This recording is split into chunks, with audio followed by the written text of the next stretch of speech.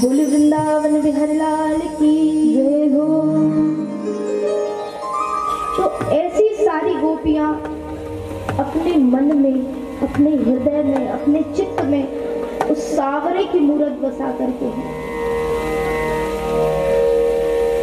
और रास कर रही हैं सभी। जब ये रास लीला चल रही थी तो हमारे मन में तो प्रश्न आएगा ही, लेकिन स्वयं साक्षात श्री ब्रह्मदेव के मन में भी प्रश्न आ गया। क्योंकि जब रास चल रहा था तो सारे देवी देवता, सारे गंधर्व, सारे यक्ष, सारी अप्सराएं आकर के उस इतनी सुंदर भगवान की रास लीला को देखने में मग्न हो गए और आकाश लोक से सब फूल की वर्षा करने लगे और स्वयं नृत्य करने लगे। और सारे देवताओं के मन में, सारी अप्सराओं के मन में, सारे यक्ष के मन में, सारे गंधर्वों के मन में बस एक ही भाव चल रहा है कि ये ब्रज की गोपियां कितनी भाग्यशाली है, जिन श्री हरि के चरणों को पाने के लिए आज हर कोई कितनी प्रयास करता है,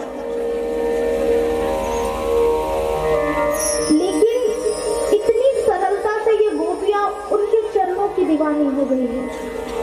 उनके चरणों को इन्हें मिल रहा है। सब तो बड़े प्रसन्न है, भारी प्रसन्न है, लेकिन इन सब में जब रास चलता रहा और कई गोपियां ऐसी थी तो जो भगवान के हाथ को पकड़ करके नृत्य करती, तो कोई प्रभु के कंधे पे अपना सर रख करके नृत्य करती। ये सारी लीला देख रहे थे कौन? ब्रह्मदेव जी। सब तो देख ही रहे थे सारे देवता, लेकिन ब्रह्मदेव जी के मन में प्रश्न आ गया, बड़ा संदेह आता था। क्यों? क्योंकि ये सात्विक प्रवृत्ति के थे ब्रह्मदेव जी, उनको ज्यादा ये सब पसंद नहीं, बड़े ही सात्विक प्रवृत्ति के थे। तो उनको जब ये दृश्य दिखा कि गोपियां कृष्ण जी के हाथ को पकड़ करके नृत्य कर रही है, कोई कंधे पे सर रख रहा है, भगवान भी बड़े आनंद ले रहे हैं और मग्न होकर के रास कर रहे हैं, तो ब्रह्मदेव जी ने सोचा कि कैसी लीला कर रहे हैं, हमारे धर्म को, हमारे संस्कृति को ये लज्जित कर रहे हैं, ये सही नहीं है। खूब सारी स्त्रियां हैं और स्वयं अकेले ऐसा नृत्य कर रहे हैं जो बिल्कुल सही नहीं है। अब श्री ठाकुर जी को तो सब जानने वाले हैं, उनको पता चल गया कि ब्रह्मदेव जी को संदेह हो रहा है। तब उन्होंने बांसुरी बजाई और बांसुरी बजा करके माया से जितनी सारी गोपियां थी उन सब में अपना रूप ला दिए। सारी गोपियां अब कृष्ण बन गई है, सब गोपियों में कृष्ण दिखाई दे रहे हैं। क्योंकि बताइए, आपके आत्मा में कौन विराजता है? आपके अंदर कौन है? वो परमात्मा है, श्री ठाकुर जी है।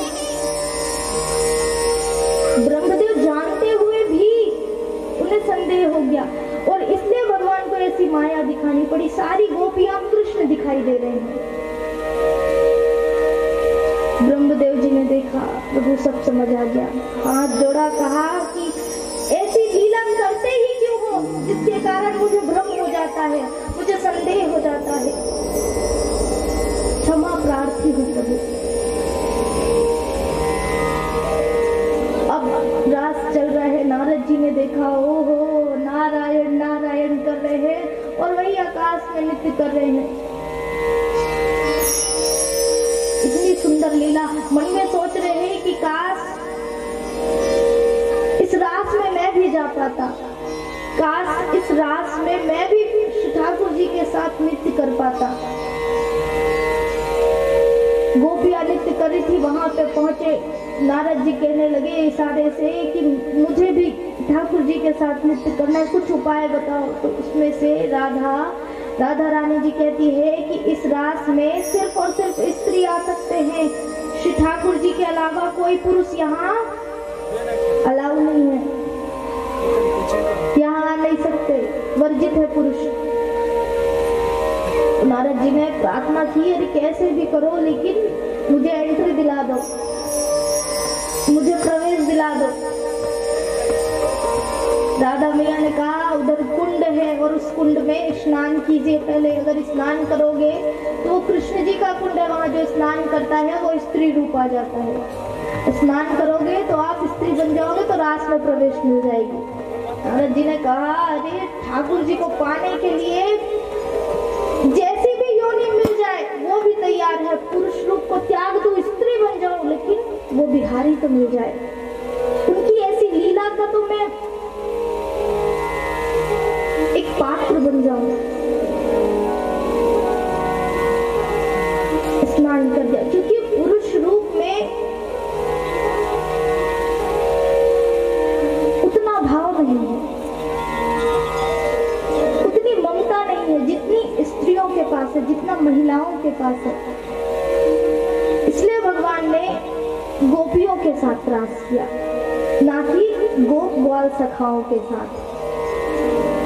प्रभु की लीला थी, चाहते तो वो तो गोप ग्वालों में भी ऐसी लीला कर सकते थे, लेकिन उन्होंने गोपियों को ही क्यों चुना?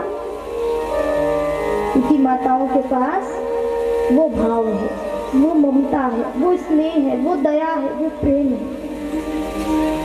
तो इसलिए नारद जी ने सोचा कि पुरुष रूप में उतना भाव नहीं है कि उस परमात्मा को प्राप्त कर सके, और उस परमात्मा के लिए मुझे एक तुच्छ जीव का भी रूप लेना पड़े तो मैं वो भी स्वीकार कर लूं।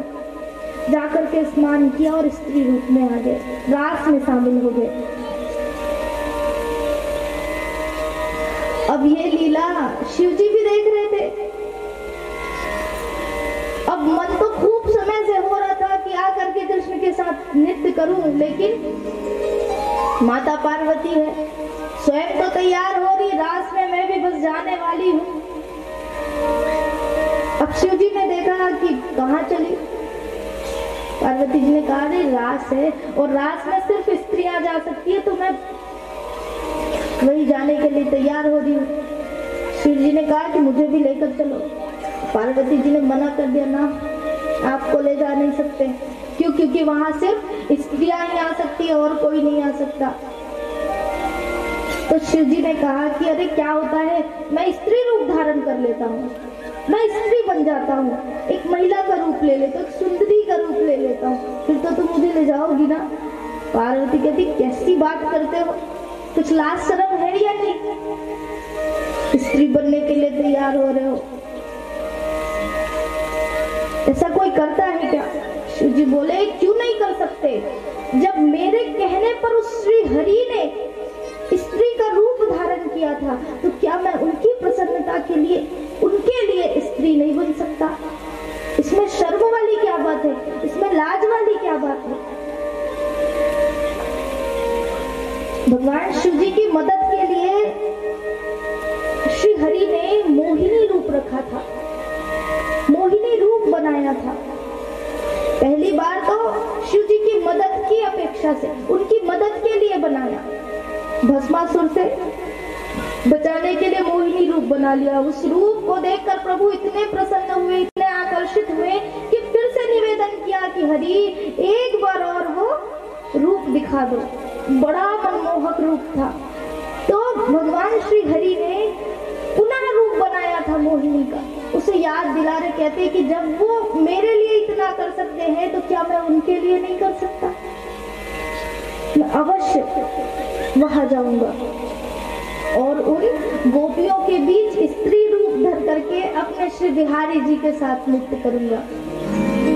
माता पार्वती तो बड़ा संकोच कर रही है साथ ले जाने के लिए, लेकिन भोलेनाथ जी तो जिद में है, कहा कि नहीं मैं तो जाकर ही रहूंगा। पार्वती कहती अच्छा चलो ठीक है, पर अच्छे से तैयार हो जाओ, बिंदिया लगा लो, साड़ी पहन लो, चोटियां बना लो लंबी सी, और चुनरी ले लेना, बिल्कुल भी चेहरा नहीं दिखना चाहिए, क्योंकि चेहरा दिखा तो फिर एंट्री नहीं मिलेगी। तो इसलिए चुनर से पूरी ढक लीजिए। अब ऐसा तैयार की माता पार्वती भोलेनाथ जी को, और फिर लेकर के आती कहाँ? रास में। अब आ गए रास में। दिन वो भोले भंडारे बनकर बिच की नारी रास में